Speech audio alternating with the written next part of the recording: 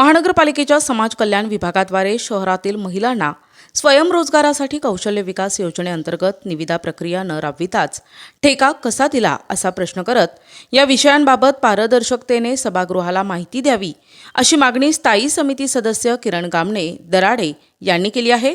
यावर सभापती मच्छिंद्र सानप यांनी समाज कल्याण विभागाला पुढील सभेत याबाबत माहिती सादर करण्याचे निर्देश दिलेत। गुरुवारी झालेल्या स्थायी समितीच्या सभेत सदस्यांनी समाज कल्याण विभाग, वैद्यकीय, अग्निशमन, बांधकाम विभागाला धारेवर धरत स्पष्टीकरण मागितले।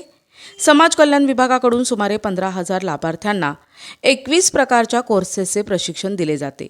मात्र प्रशिक्षणात पारदर्शकता नसल्याचे सांगत या संदर्भात सभागृहाला सविस्तर माहिती देण्याची मागणी किरण गामणे यांनी केली आहे।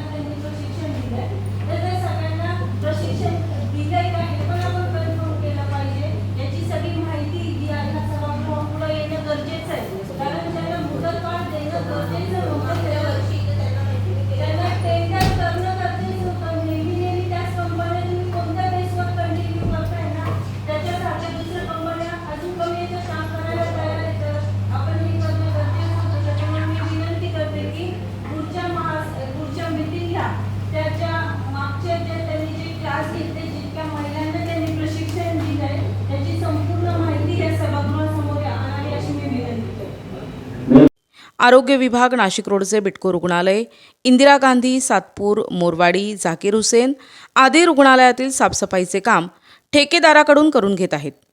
या 5 रुग्णालयातील काम छत्रपती स्वयंरोजगार या संस्थेला दिले आहे। महापालिका या ठेक्यावर वर्षाला 3 कोटी रुपये खर्च करत आहे। 3 वर्षाकरता हे काम देण्यात आले असून एकूण 9 कोटी रुपये खर्च होणार आहेत। मात्र संबंधित ठेकेदार सफाई कर्मचाऱ्यांची आर्थिक पिळवणूक करत असल्याची तक्रार सदस्या सरिता सोनवणे यांनी करत चौकशीची मागणी केली आहे। आजच्या बैठकीत महत्त्वपूर्ण निर्णय जो आपण भूसंपादनाचा जो विषय होता 18 कोटीचा, तो आपण त्याची संपूर्ण चौकशी करून तो उच्च न्यायालयात पाठवला आहे। फायर ब्रिगेडच्या संदर्भात विषय आलेला होता, काय निर्णय? तो विषय आपण तहकूब ठेवलेला आहे। त्याची सर्व सखोल अहवाल हा पुढच्या मीटिंगला मागवला आहे। विकास कामांचे सदस्यांचे जेवढे विषय आहेत तेवढे मंजूर करण्यात आलेले आहेत। 2 ते 3 विषय आहेत ते आपण तहकूब ठेवण्यात आलेले आहे। दवाखान्याच्या संदर्भातला विषय आहे। जे कर्मचारी काम करतात आपले त्यांना 8 आणि 10,000 रुपये पगार दिला जातो। इतर ठिकाणी 18,000 दिला जातो, काही ठिकाणी 22,000 दिला जातो। तर याचा आपण संपूर्ण अहवाल विभाग वाईज मागवला आहे।